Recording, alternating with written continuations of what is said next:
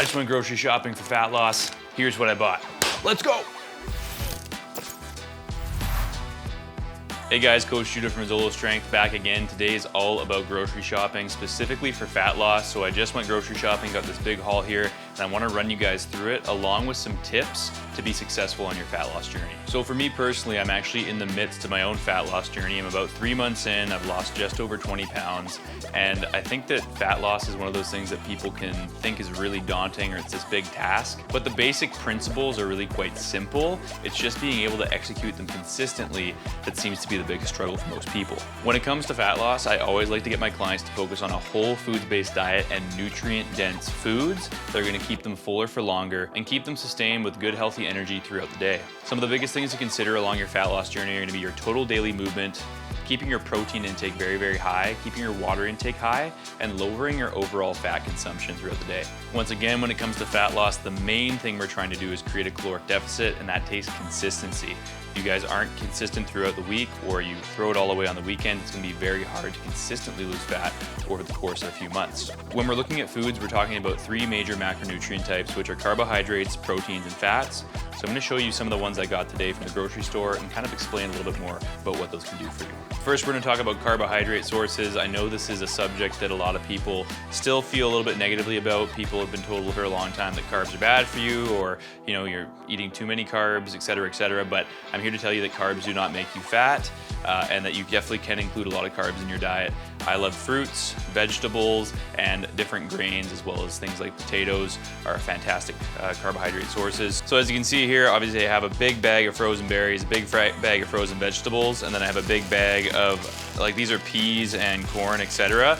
The reason I really like the frozen stuff is because A, it has a higher nutrient content. It's flash frozen at the site, so you're getting more nutrients in your food, but also it's easier to store. We've all been in that situation where you have a bunch of stuff in your fridge and it goes bad because you didn't use it in time. Frozen really avoids that situation. It's also all pre-chopped, so it saves me a lot of time in terms of the prep.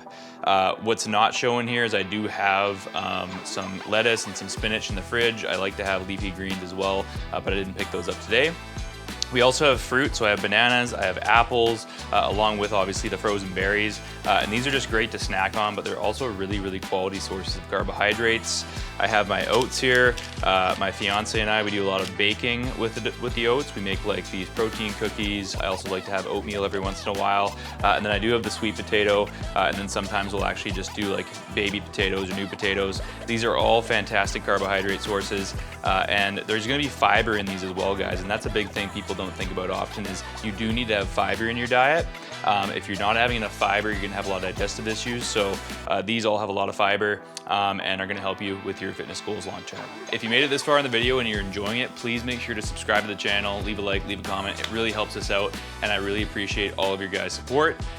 If you noticed also that I didn't have any supplements in this video, it's because we're covering it in a full other video, which is linked up here. But don't leave just yet, there's still lots more to this video, so stick around to the end and then come back. All right guys, so protein, this one is super important for fat loss and muscle gain, but especially fat loss. We wanna maintain as much muscle as possible while we lose fat, so it's important that we keep our protein high, as well as it's gonna help with metabolism, guys. So what I have here is I have some Greek yogurt. This is an absolute staple in our household. It's great to have a little bit of yogurt in the evening for a snack, or my fiance makes a really nice tzatziki sauce with the Greek yogurt. We also use it in a lot of baking. We have egg whites. This is actually pure protein, guys. There's almost no carbs, no fats in this, so that's gonna be a really good source of protein along with eggs. Really good protein source with healthy fats, as well as I have some extra lean ground beef and some chicken here. Once again, some great protein sources with healthy fats. And lastly here, I do love the Fairlife chocolate milk. This is just something that, makes my life a little bit happier, especially when I'm doing fat loss. I like to have some stuff around that enhances the flavor. So I like to put that in my coffee in the morning. It's a fantastic little way to start the day. And I'll show you some more stuff later on in this video that actually is gonna help you to maintain a diet long-term as well. Okay, now we're gonna talk about fats, guys. And this is one of the ones that's so easy to overdo, especially when you're on a fat loss journey. Things like mayonnaise, high-fat meats, certain things like avocado, etc., have a lot of fat, and people tend to really overdo it. So you'll notice here that I don't have a lot of fats here. I have some chia seeds, which have about 4.5 grams of fat per 1 tablespoon. I've got some cheese, which I would consider a fat. There's also protein in cheese, but I would label that as a fat. And then I also have some cooking spray, some coconut oil cooking spray. And my advice for fats, guys, is this, is that I get most of my fats from the meat that I'm eating, as well as from the cheese, the milk, etc. Like that's gonna add up really, really quickly. Cooking spray is a huge one. If you use a lot of oil in your cooking, that's gonna add up really, really quick. So that's why I like a coconut cooking spray. It lowers the fat a lot.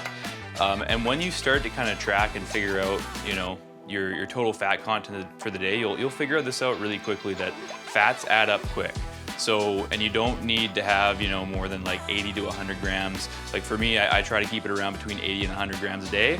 Some people need less, but you really don't want to overdo it on fats. One more thing is with it, when it comes to meats, go for the leaner cuts of meat, right? I tend to go for extra lean ground beef, chicken breast, tilapia if it's fish.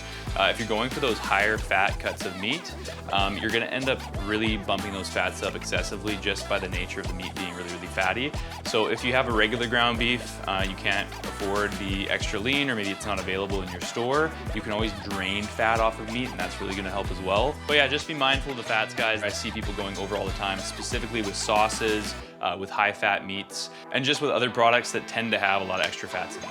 Okay, and the last piece here, guys, is the extras, the things to really help you get through a fat loss phase so you don't absolutely hate your life and so your food isn't bland, right? I think that's the thing that people think a lot is like, oh, my food's gonna be bland, I'm not gonna enjoy my food if I'm eating healthy, right?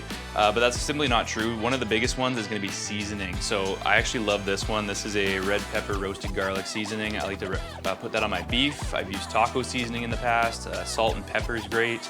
Garlic powder, paprika, like whatever you guys want to use to season your food, to season your meats, that is going to go a long way to helping you really maintain a diet, because your food's going to taste a lot better, right? This is a 0 calorie, it's not a 0 calorie, but it's a very low calorie ketchup. It's sweetened with stevia, so this actually only has 10 calories per tablespoon, and I can use that as a 1-to-1 ratio for regular ketchup. I put that on my eggs, or I put that on my, my meat, and it's really gonna help enhance the flavor, right? Things like mustard too, hot sauces are low calorie. You can definitely put those on your meats and your foods as well, and that's gonna help you get through a diet phase really, really well. Coming on to the pickles, these are actually sweet pickles, but we also have regular pickles, pickled carrots, that kind of stuff.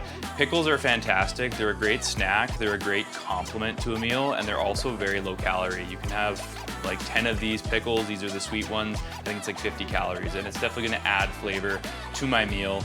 And they're great on their own as a snack as well, but they're gonna keep the calories low. These little guys are just Jellos. These are 5 calorie per container. So once again, low calorie, something if I have a bit of a sweet tooth, I can hit on these, and they're gonna be really, really good to kind of quell that and get me through that sweet tooth patch. Brought back the chocolate milk as well, just because this is one thing that you wanna still measure it, you wanna have a good amount of it, but it helps me a lot just when I have those sweet cravings where I want something, a little creamy, a little sweet. This chocolate milk is fantastic. And the last one, guys, is sugar-free sodas, right? You'll hear a lot of people saying, oh, they're good for you, they're bad for you, like yada, yada, yada. I usually like the Zevias the most. They're sweetened with stevia. And once again, it's just something to sip on in the evenings when I'm feeling like I need a drink or a refreshment, or if I want just something to sip on while I'm watching TV, etc. This is a great option. So that is basically it, guys. That's my entire grocery haul for today. So what I want you to keep in mind is a few things, right? When it comes to carbs, focus on fruits, vegetables, grains, and like potatoes.